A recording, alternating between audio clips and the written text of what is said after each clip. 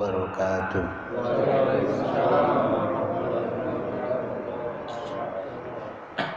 Innal hamdalillah nahmaduhu wa nasta'inuhu wa nastaghfiruh wa natubu ilaihi wa na'udzu billahi ta'ala min syururi anfusina wa min sayyiati a'malina.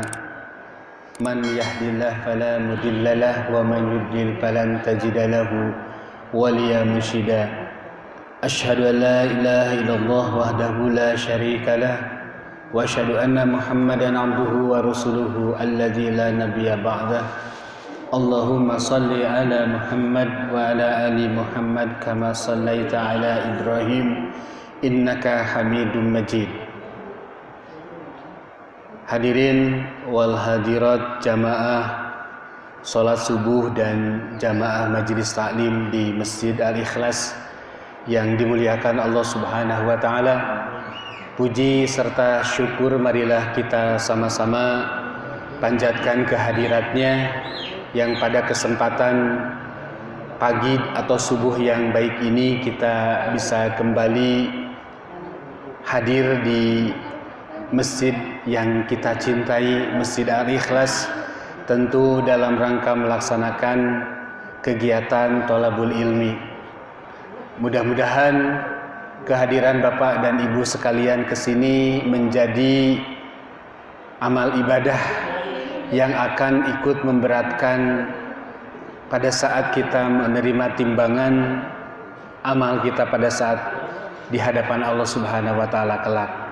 Dan juga mudah-mudahan kehadiran Bapak dan Ibu ke sini sekaligus juga menjadi kafarat terhadap perbuatan dosa dan kesalahan, juga kekeliruan yang sering kali kita lakukan.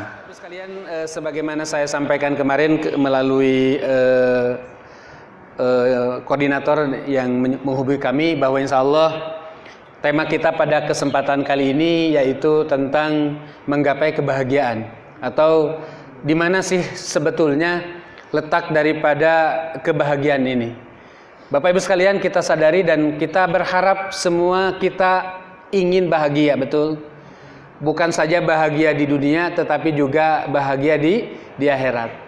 Makanya mengapa Rasulullah menganjurkan kepada kita aksiru doa, Rabbana atina fid dunya hasanah wa fil akhirati hasanah wa qina adzabannar. Ya Allah, kan begitu, Rabbana atina, datangkan kepada kami ya Allah. Limpahkan kepada kami ya Allah. Berikan kepada kami, anugerahkan kepada kami kebahagiaan di dunia dan juga kebahagiaan di akhirat. Dan doa ini tentu sangat populer, sering disebut dengan doa sapu jagat. Dan memang kita disunahkan untuk memperbanyak doa ini. Dan saya yakin bapak-bapak di sini mungkin lebih dari 90% pada saat tadi mengakhiri doa ya setelah wiridan itu pastinya banyak di akhirnya membaca doa ini. Karena memang ini disunahkan untuk diperbanyak Pak ini. Nah ini tentu ini gambaran bahwa semua kita ingin bahagia ya. Semua kita ingin senang dan semua kita ingin mendapatkan keselamatan tentu ya. Sehingga kebahagiaan itu atau sa'adah ini, bahasa lainnya itu sa'adah, merupakan seluruh dambaan umat ya. Dan umpamanya ya, Bapak sekalian, sebagian orang mengatakan bahwa kebahagiaan itu terletak ya kalau seseorang memiliki uang yang banyak. Wah, jigana lamun seueur artos mah, kalau banyak uang mah kita akan bahagia, kita akan senang. Sehingga dia berusaha untuk mengumpulkan uang sebanyak-banyaknya. Laras Bu, siang dan malam ya. Malam dijadikan siang, siang dijadikan malam, bahkan istilah nama kepala dijadikan kaki atau sebaliknya. Duk hulu pet nyawa cekolot baheula maya untuk mencari uang, karena mereka menyimpulkan bahwa pada uanglah sesungguhnya terletak daripada kebahagiaan dan ketenangan hidup.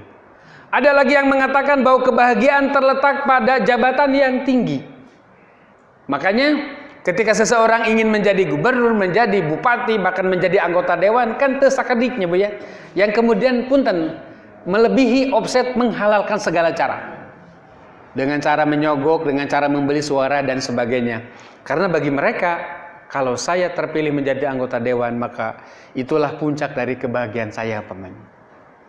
Ada lagi orang yang menyimpulkan bahwa kebahagiaan itu kalau saya memiliki istri yang cantik, suami yang tampan. Ada yang begitu sehingga berusaha mati-matian untuk mendapatkannya. Ada lagi yang mengatakan saya akan bahagia kalau saya memiliki mobil yang mewah, nyebutnya HP yang mahal dan sebagainya. Artinya terletak pada benda-benda itu. Ya itu sah-sah saja, silakan saja. Tenanaun nggak apa-apa ya. Yang penting jangan salah kaprah. Kenapa? Kalau salah kaprah Pak, menyikapi daripada anugerah dari Allah, kemudahan dari Allah, rizki dari Allah, jabatan yang hakikatnya dari Allah, bisa-bisa seperti yang dijelaskan Allah dalam Al-Quran dan Rasulullah SAW. Allah memberikan contoh orang yang salah menyikapi anugerah nikmat itu, yang akhirnya bukannya endingnya itu bukannya bahagia, tetapi justru di akhirnya itu mereka mampus atau celaka, sengsara. Itulah apa yang dicontohkan seperti Fir'aun oleh Allah. Kemudian Qarun, dan Rasulullah menjelaskan ada tokoh besar dahulu yang kaya dan anaknya banyak, namanya Al-Wakil Al-Mughirah. Yang pertama Fir'aun dijelaskan kan dalam Al-Quran. Fir'aun nyaris oleh Allah diberikan kekuasaan yang tidak terbatas. Dia raja di atas raja, ya. Dia pamannya memiliki kekayaan, memiliki kekuatan dan kekuasaan. Bahkan dia dalam sebuah pidatonya itu diabadikan dalam Al-Quran, pamannya dalam surah Az-Zuhruf ayat 51. Wa nada fir'auna fi qaumihi ya qaumi alaysa fi malakin misra wa hadhil anhar tajri min tahti afala tubsyirun. Kalau bahasa kita, Fir'aun itu di hadapan masyarakatnya, ya, wahai kaumku. Nah, kata beliau kan begitu, ya. Bukankah sungai Mesir ini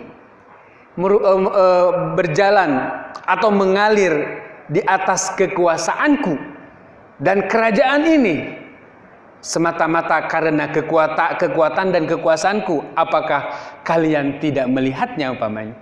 Jadi Fir'aun itu menyangka bahwa sungai Nil yang merupakan sungai terbesar, terpanjang di dunia, kemudian juga kerajaan besar Mesir pada saat itu semata-mata karena kekuasaan, karena kehebatannya. Sehingga yang terjadi sombong, takabur. Dan dia lupa sesungguhnya ada kekuatan lain yang menjadikan Fir'aun seperti itu. Akhirnya Fir'aun Pak tepira. Ada salah satu Fir'aun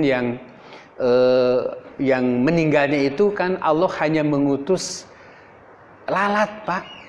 Ternyata Fir'aun yang congkak, yang sombong itu, matinya itu hanya oleh seekor lalat yang masuk ke hidungnya, kemudian masuk ke tubuhnya, menggerogoti tubuhnya, dan akhirnya meninggal dunia.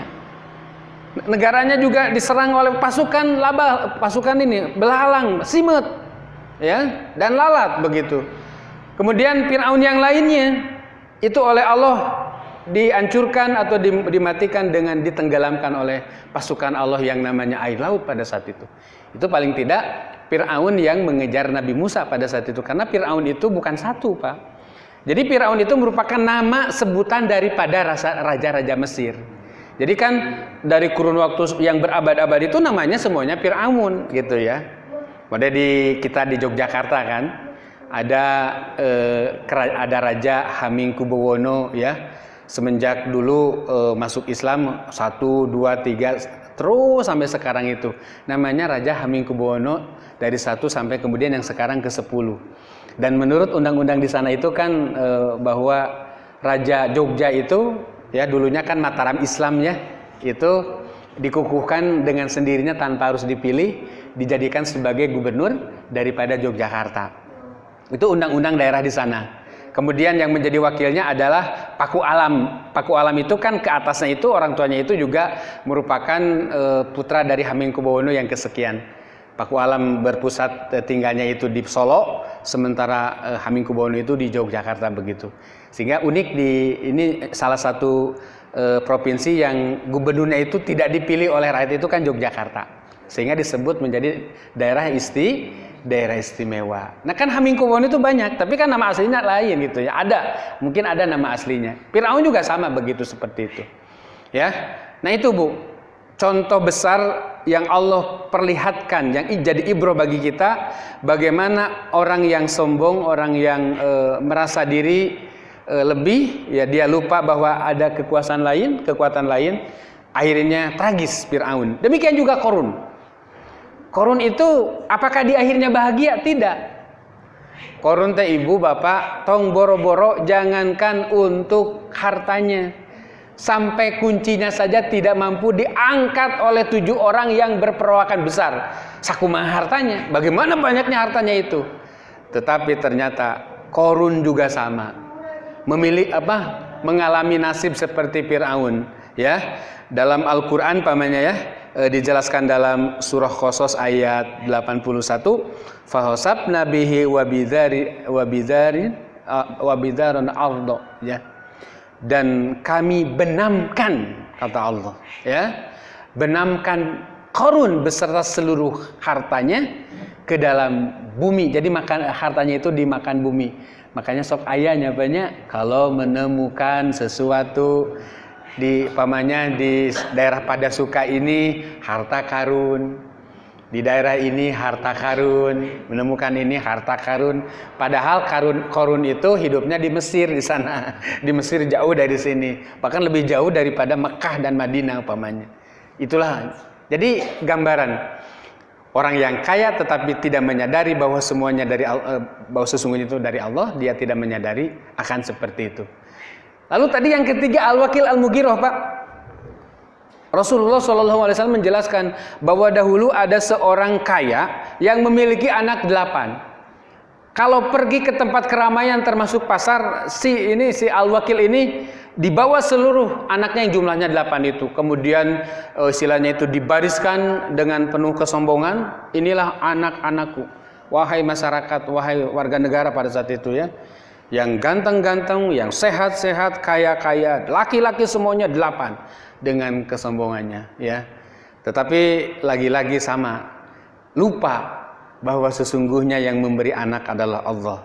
Mereka lupa bahwa yang memberikan kekuasaan dan kekayaan adalah Allah, akhirnya tragis, Pak. Sehingga bujang-bujang senang, bujang-bujang bahagia, yang jelas semua menjadi hina. Yang menjadi kunci tentu adalah surah Toha ayat 124-126. Wa man a'rada an dzikri fa inna lahu ma'isyatan dhanka wa nahsuruhu yaumal qiyamati a'ma. Barang siapa yang berpaling, barang siapa yang lari, berpaling Pak, dari ibadah kepada Allah, lari dari zikir kepada Allah, lari dari mengingat Allah Subhanahu wa taala, fa inna lahu ma'isyatan dhanka, maka dipastikan orang tersebut akan diberikan penghidupan yang serba sempit, serba susah. Termasuk kalau kita dihadapkan dengan wabah bencana seperti sekarang, pamannya, kita lari dari Allah, tidak percaya kepada Allah, bahkan pamannya minta tolongnya kepada kekuatan lain, kepada syaitan, kepada jin, kepada gunung dan sebagainya, kepada karuhun dan sebagainya. Itu dipastikan mereka akan mendapatkan ma'isyatan donka, kehidupan yang super sempit, kehidupan yang susah. Makanya pada saat seperti ini, kembali lagi kita banyak mendekatkan diri kepada Allah Subhanahu wa taala. Bukan itu saja, kalau ternyata dia berpaling dari Allah, kemudian wa nahsuruhu yaumal qiyamati a'ma, dan nanti di akhirat itu akan dibangkitkan Pak dalam keadaan a'ma, dalam keadaan tidak bisa melihat. Sehingga orang-orang ini kemudian di akhirat itu komplain kan, qala rabbi lima hasyartani a'ma wa faqad kuntu basyira. Ya Allah, kalau bahasa kita, kenapa kami dibangkitkan dalam keadaan buta, padahal ketika hidup kami bisa melihat? Allah menjawab, qala kadzalika atatka ayatuna panasitaha wa kadzalika yauma tunza. Yang demikian itu, kata Allah, kenapa kalian dibutakan menjadi lolong nanti di akhirat itu, ya, tidak bisa melihat? Karena kalian sudah dikirim ayat-ayat kami tetapi kalian melupakannya, kalian tidak mentaatinya, kalian berpaling darinya, maka pada hari ini pun kalian aku butakan, Pak. Na'udzubillahi min dzalik. Jadi kalau manusia sudah berpaling dari Allah, Pak, maka dijamin dia itu tidak akan mendapatkan ketenangan dalam hidup. Wa man a'rada an dzikri fa innalahu ma'isyatan donka. Siapapun yang berpaling dari Allah, maka dia akan diberikan penghidupan yang super susah, sempit dan sebagainya. Nah, itu diantaranya. Oleh karena itu, Bapak sekalian, ya, kita umat Islam itu kan tidak hanya memikirkan kepentingan dunia saja. Jadi kita juga yang harus kita pikirkan adalah bagaimana kita berjuang supaya di akhirat mendapatkan kebahagiaan. Artinya di akhirat mendapatkan surga. Untuk apa umpamanya di dunia umpamanya kita segala kabeli, segala kahayang umpamanya kahontal, tapi di akhirat mendapatkan neraka umpamanya, naudzubillahi min dzalik. Makanya saran daripada para ulama umpamanya, yang pertama, raihlah ketenangan hidup, raihlah kebahagiaan itu pada saat kita beriman dan beramal soleh. Artinya untuk mendapatkan kebahagiaan itu yaitu kita semakin meneguhkan diri beriman kepada Allah dan juga melakukan amal soleh, amal kebaikan. Man amila solihan min dzakarin au unsa, barang siapa yang melakukan amal soleh, baik laki-laki maupun perempuan, wahwa mukmin, dan dia tetap beriman kepada Allah, fala yuhyiyannahu hayyatan thayyibatani, maka orang tersebut akan diberikan penghidupan, dipaparin kahirupan anu tenang, Pak, kehidupan yang thayyibah gitu. Bukan itu saja, wala naziyannahum ajruhum biasani makanu ya'malun, ya. Ya, ini dijelaskan dalam surat An-Nahl ayat 97. Dan nanti mereka akan mendapatkan pahala besar di akhirat dari apa yang dilakukan saat ini.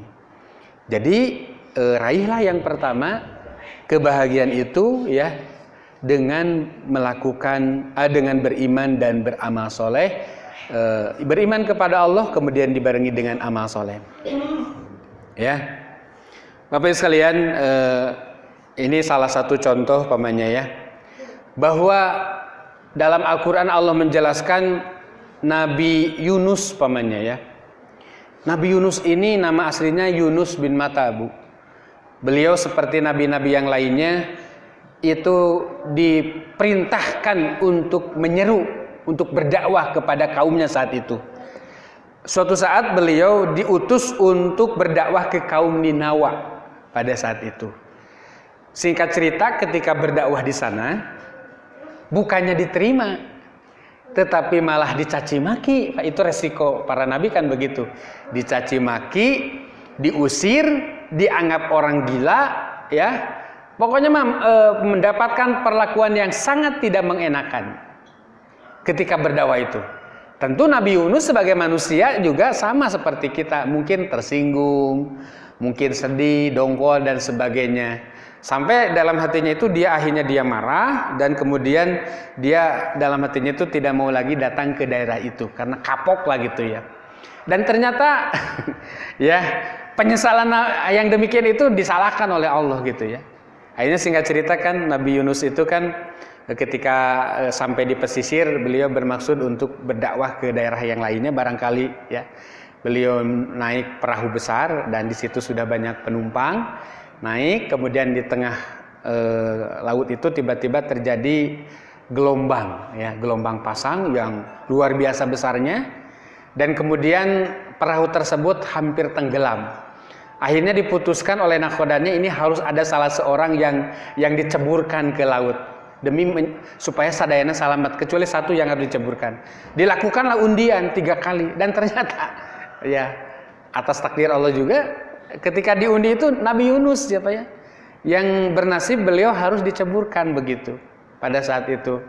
Akhirnya Nabi Yunus ya beliau dengan legowo, ya, menerima permainan itu, dalam artian beliau siap untuk menceburkan diri ke air, ya, dan ternyata loncat begitu, dan Allah akhirnya menyelamatkan beliau dengan mengutus ikan paus, dan kemudian Nabi Yunus itu berada di dalam ikan paus itu, menurut riwayat itu 40 dinten 40 wengi, wallahu alam itu ya.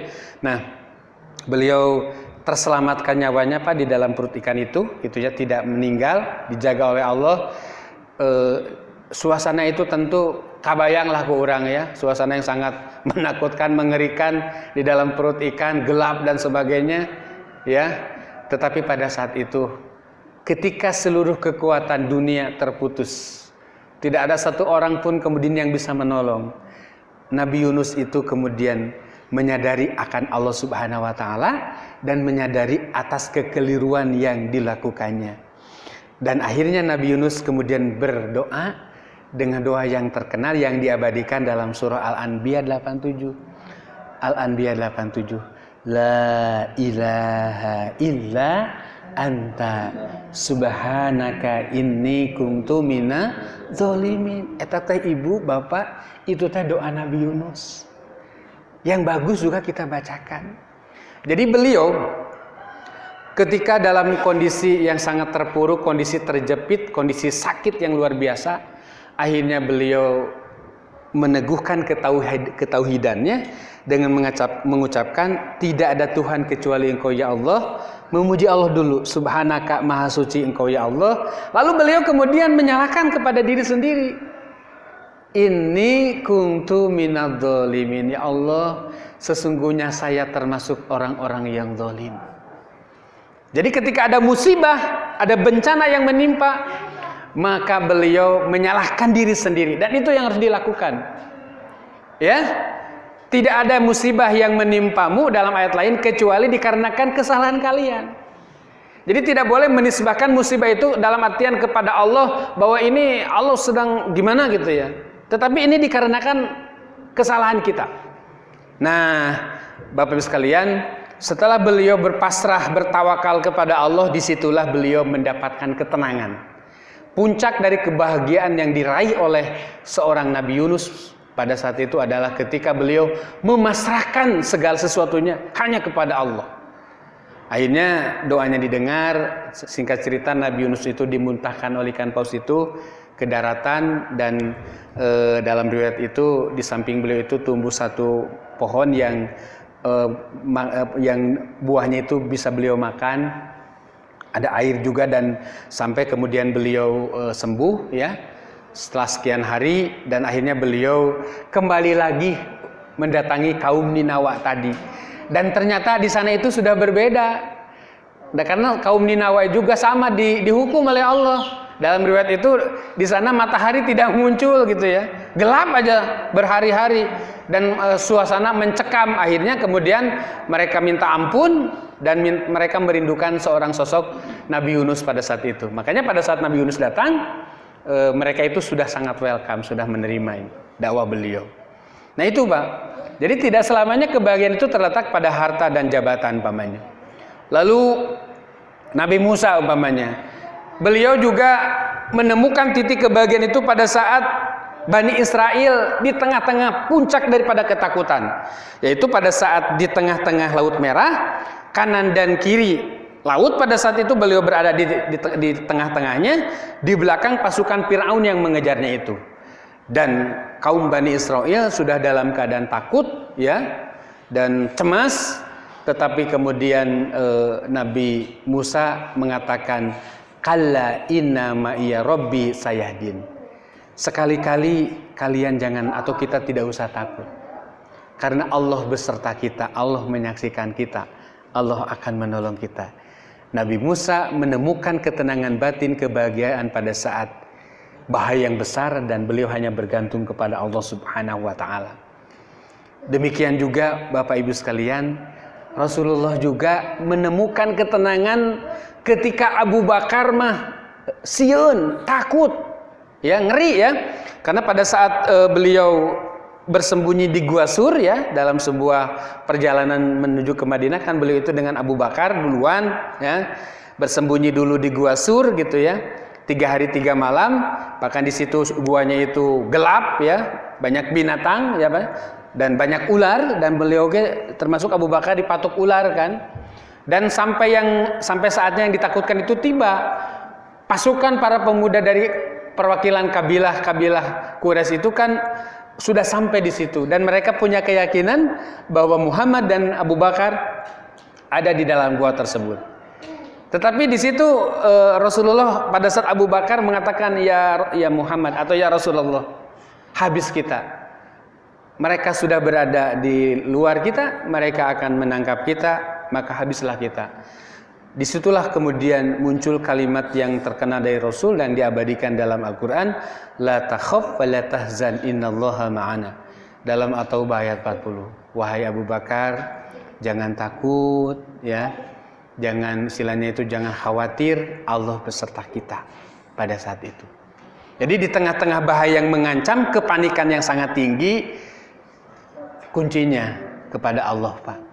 Demikian juga pada saat kita saat ini loba kasieun, loba kakeung, loba kahariwang, cemas mungkin siang dan malam, takut apa.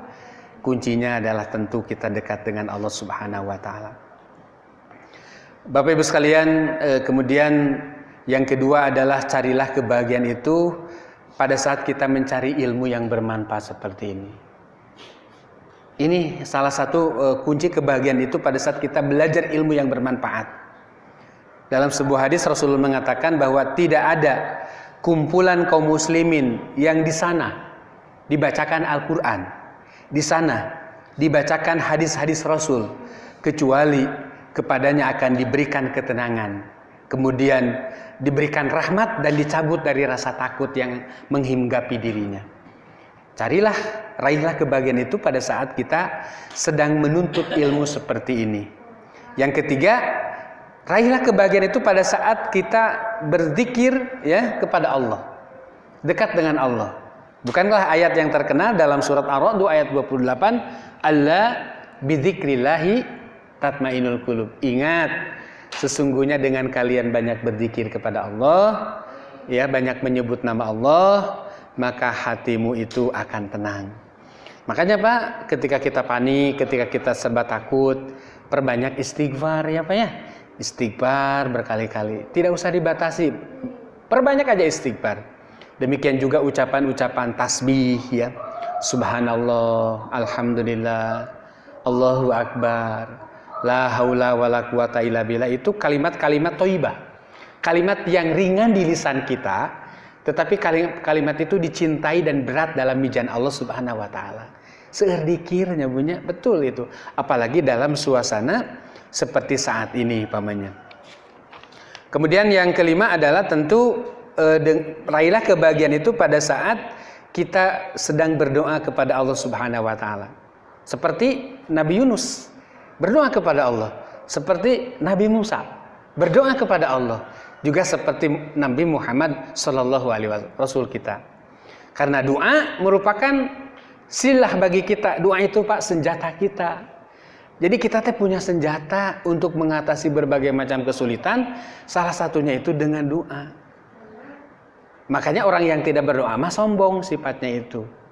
Doa merupakan jantungnya ibadah dalam sebuah hadis. Doa juga merupakan dalam hadis yang lain sebagai senjatanya kaum muslimin pada saat menghadapi kesulitan dan menghadapi ketakutan seperti saat ini.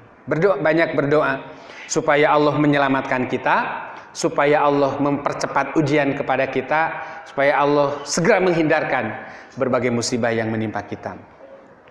Nah, yang terakhir Bapak Ibu sekalian, ada yang menarik nih ya, yaitu wasiat daripada Ibnu Abbas. Abdullah bin Abbas mengatakan begini. Jadi beliau mengatakan bahwa Bapak Ibu sekalian, Ibnu Abbas itu saudara sepupu Rasul ya, putra dari Al-Abbas. Pada saat beliau sudah usianya mungkinnya sekitar 50, seperti saya mendekati 50, 49, itu Ibnu Abbas itu masih anak kecil gitu. Makanya panggilannya itu kepada Ibnu Abbas itu ya gulam, seperti dalam hadis tadi, wahai anak kecil. Tetapi Ibnu Abbas ini sahabat sepupu beliau juga, sejak kecil didoakan oleh Rasulullah supaya oleh Allah itu diberikan pemahaman agama di atas rata-rata. Makanya betul Ibnu Abbas merupakan ahli tafsir pertama pada saat itu ya, di generasi. Banyak tabi'in yang berguru kepada Ibnu Abbas. Ibnu Abbas juga merupakan salah satu sahabat yang banyak meriwayatkan hadis di samping Abu Hurairah dan Siti Aisyah gitu ya. Nah, Ibnu Abbas juga 7 tahun hafal Al-Quran, dan 7 tahun itu usia alit keneh sudah ditunjuk menjadi imam sholat berjamaah Pak. Jadi sah hukumnya sholat berjamaah pamannya diimami oleh anak yang belum balik kalau memang telah memenuhi kaidah bacaannya, sah saja. Jadi kan ada yang mengatakan jangankan untuk imam, ada sebagian yang berpendapat bahwa kalau laki-laki walaupun sudah balik pamannya, seperti akang mana di sini yang masih muda tapi dia belum nikah pamannya, belum nikah, maka tidak pantas dia menjadi seorang khotib, itu tidak Pak. Tidak ada ketentuan seperti itu. Kalau memang remaja tersebut sudah layak bacaannya, sudah memiliki kemampuan, dia berceramah, termasuk dia khotib Jumat juga, ya sah-sah saja itu. Tidak ada dalil yang melarang seperti itu. Ada yang mensyaratkan kudu nikah heula gitu, itu perlu dalil itu. Nah, Ibnu Abbas ini mengajarkan kepada tabi'in ya, tabi'in itu angkatan kedua Pak. Jadi setelah Rasul meninggal, sebagian sahabat masih ada, muncullah generasi berikutnya yaitu tabi'in. Yang diajarkan kepada tabi'in itu yaitu tentang kunci kebahagiaan. Kata beliau, wahai saudaraku, raihlah kebahagiaan itu yang pertama, kata Ibnu Abbas, qalbun syakir. Pada saat kita memiliki hati yang banyak bersyukur kepada Allah. Ini kunci kebahagiaan itu. Hati yang senantiasa bersyukur kepada Allah. Bersyukur itu artinya mengakui akan segala nikmat itu datangnya dari Allah. Menggunakan nikmat tersebut di jalan Allah, pada ridho Allah. Itu bersyukur. Bersyukur itu ada 3 macam. Ada yang disebut dengan syukurul qalbi. Kita menyadari bahwa nikmat dari Allah, kita semakin mencintai Allah, hati kita bersyukur. Ada lagi yang disebut, yang kedua adalah syukur lisan. Ibu bapak seueur mengucapkan alhamdulillah, subhanallah dan sebagainya. Ini tanda syukur lisan. Ada yang ketiga disebut dengan syukur jawarih, syukur anggota tubuh. Bapak, ibu ngagunakeun diberikan nikmat mapah ka dieu, nikmat sehat, digunakan diantawisna keur ngaos, digunakan untuk mencari rezeki yang halal. Itu berarti bersyukur kepada Allah, syukur anggota tubuh, syukur jawari. Makanya raihlah kebahagiaan, kata beliau, pada saat kita memiliki hati yang banyak bersyukur kepada Allah. Ya. Yang bagaimana? Yang banyak bersyukur kepada Allah itu diantaranya juga dia memiliki sifat qanaah, mengakui ya bahwa segala nikmat dari Allah, dengan satu catatan bahwa apa yang Allah berikan kepada kita itulah yang terbaik, dan tidak membanding-bandingkan dengan kenikmatan yang diberikan kepada orang lain. Itu namanya qanaah. Dan qanaah ini tidak harus orang yang miskin, orang yang kaya juga bisa qanaah. Nah begitu. Lalu yang kedua, Bapak Ibu sekalian, raihlah kebahagiaan, kata Ibnu Abbas, kalau kita memiliki azwajun solihatun, memiliki pasangan, istri yang solihah, atau suami yang soleh. Jadi kebahagiaan yang kedua, kata Ibnu Abbas, ketika istri memiliki suami yang merupakan imam, tulang punggung keluarga, dia soleh, atau seorang suami memiliki istri yang solih, yang solihah. Ya, itu kebahagiaan itu diraih di situ. Ya, orangnya mah cantik, orang nama ganteng, tapi tidak harmonis sebenarnya. Kan kebahagiaan tidak bisa diraih begitu. Yang ketiga, carilah kebahagiaan fi auladil abror. Pada saat kita memiliki anak-anak yang solih. Tah, Pak, bagja bahagia orang, alhamdulillah tenang. Kalau kita memiliki anak dan cucu kita, khususnya anak kita yang solih dan solihah, Pak. Eta apa kebahagiaan mah bagja mah Urang tos sepuh, bapak sudah tua ya, melihat anak-anak kita itu rajin sholat, rajin ke masjid, akhlaknya baik, ini adalah kebahagiaan. Bahkan Pak, kalau kita memiliki anak yang solih mah ya, nikmatnya itu dirasakan di dunia. Pada saat bapak barangkali sakit maka anak kita akan dengan telaten mengurus bapak ibu sebagaimana bapak ibunya memelihara dia waktu bayi dengan penuh kasih sayang. Diurus orang tuanya itu tidak dibiarkan. Ditakdirkan sedang sakaratul maut, anak yang soleh mah Pak pasti dengan penuh kasih sayang akan membimbingnya untuk membacakan talqin umpamanya. Jadi yang membacakan talqin itu bukan Pak Ustadz, bukan Pak DKM, bukan Pak Haji, anak kita yang soleh tadi Pak.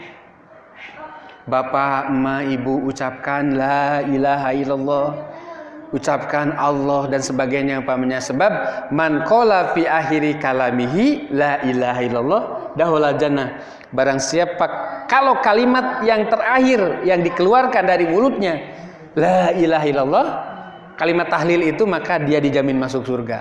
Yang mentalkinkan itu anaknya Pak Sob. Ternyata jasad bapak ibu pupus pamana meninggal, maka yang memandikan itu bukan Pak Ustadz, bukan Pak DKM, tapi anak bapak yang memandikan. Yang mengkafani juga anak bapak, anak ibu. Yang memimpin sholatnya, sholat jenazah juga bukan Pak Ustadz, tapi anak ibu. Silahkan. Bahkan yang memimpin prosesi penguburan pun bukan Pak RT, bukan Pak DKM, tapi anak ibu yang soleh tadi. Reus juga nyapanya.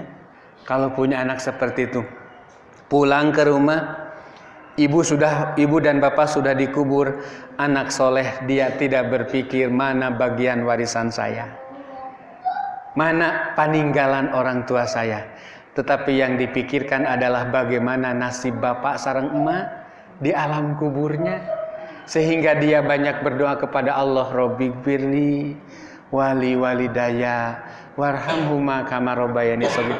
Akan dia bacakan setiap saat, terutama setelah habis sholat, senantiasa dibayangkan dan ingat kepada anak orang tua yang sudah meninggal.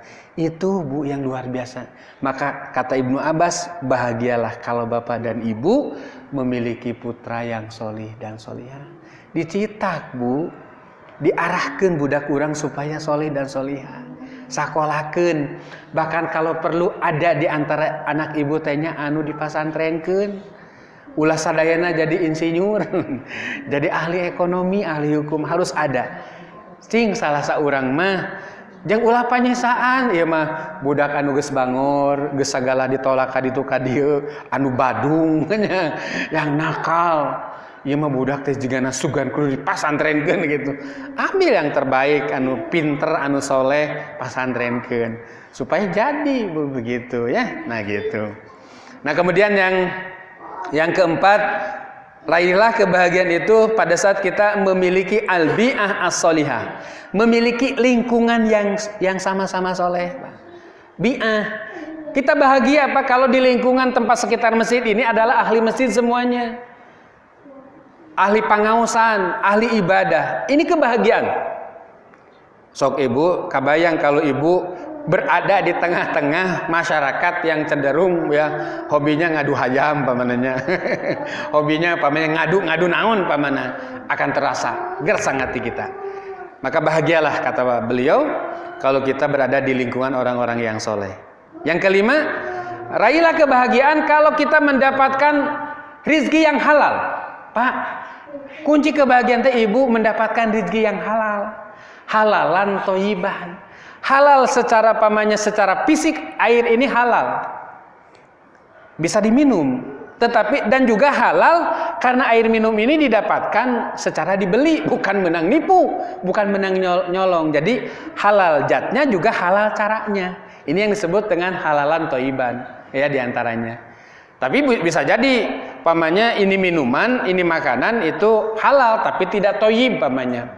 Ya contoh ke bapak dan ibu yang memiliki penyakit gula gitu ya, Kan panginten ada makanan-makanan tertentu yang tidak boleh ya, walaupun halal, itu halal tetapi tidak thayyib bagi ibunya. Makanya Bapak Ibu sekalian, kata Ibnu Abbas, carilah, usahakan kita mendapatkan rezeki yang halal.